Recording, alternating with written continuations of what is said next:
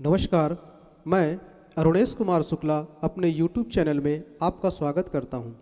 यदि आपने मेरे वीडियो को सब्सक्राइब नहीं किया है तो चैनल को एक बार ज़रूर सब्सक्राइब करें और बेल आइकन को प्रेस करें ताकि हमारी जो भी नोटिफिकेशन है आपको मिल जाए। यदि मेरी वीडियो से आपको थोड़ा भी लाभ होता है तो चैनल को ज़्यादा से ज़्यादा सब्सक्राइब करें। तो आइए आज की जन्म कुंडली में हम एक ऐसे विषय पर चर्चा करेंगे जो कि लगभग हर व्यक्ति के जीवन में ज़रूर घटता है।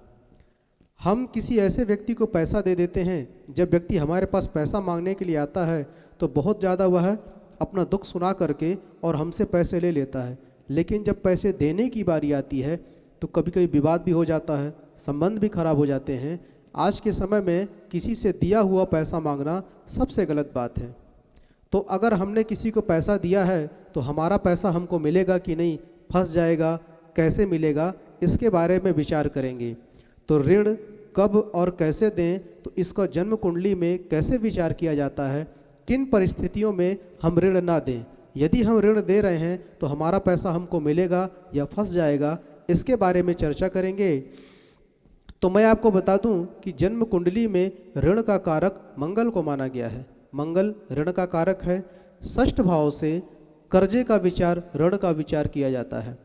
यदि जन्म कुंडली में मंगल का संबंध कहीं से भी किसी प्रकार भी षष्ठम भाव से बनता है तो मैं ये कह सकता हूँ कि आप अपने जीवन काल में कभी किसी को ऋण ना दें। यदि मान लीजिए मंगल षष्ठम भाव में बैठे हैं, यदि मंगल द्वादश भाव में बैठे हैं और यदि मंगल एकादश भाव में बैठे हैं, यदि तृतीय भाव में बैठे हैं, तो इन भाव में दृष्टि संबंध मंगल का षष्ठम भाव से बन रहा है। ऐसी परिस्थिति में आप कभी भी किसी को ऋण ना दें। यदि षष्ठम भाव से मंगल की राशि का भी संबंध बन रहा है, यदि षष्ठम भाव में 1 नंबर की गिनती और 8 नंबर की गिनती लिखी है तो मेष और वृश्चिक है, ये मंगल की राशियां होती हैं। इन परिस्थिति में आप कभी भी किसी को ऋण ना दें।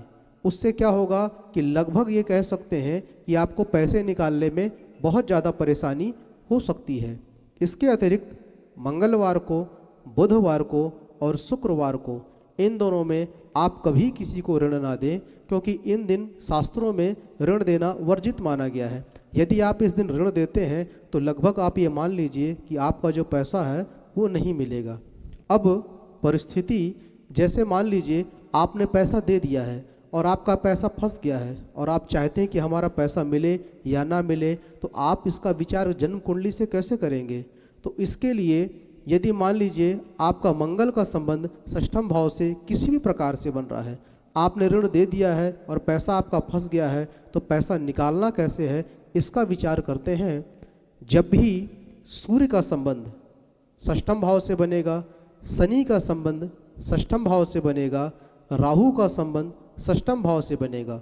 इसके अतिरिक्त शनि का संबंध यदि चतुर्थ भाव से बनता है, द्वादश भाव से बनता है, सूर्य का संबंध यदि द्वादश भाव से बनता है, राहु का संबंध किसी भी प्रकार से नवम, पंचम और सप्तम दृष्टि षष्ठम भाव में पड़ती है, तो हम ऐसा मान सकते हैं कि प्रयास करने से, लड़ाई झगड़ा करने से, किसी प्रकार से आपको वाद विवाद करने से, इन परिस्थितियों में आपका जो खोया हुआ धन है या आपने धन किसी को दे दिया है, आपको मिल सकता है।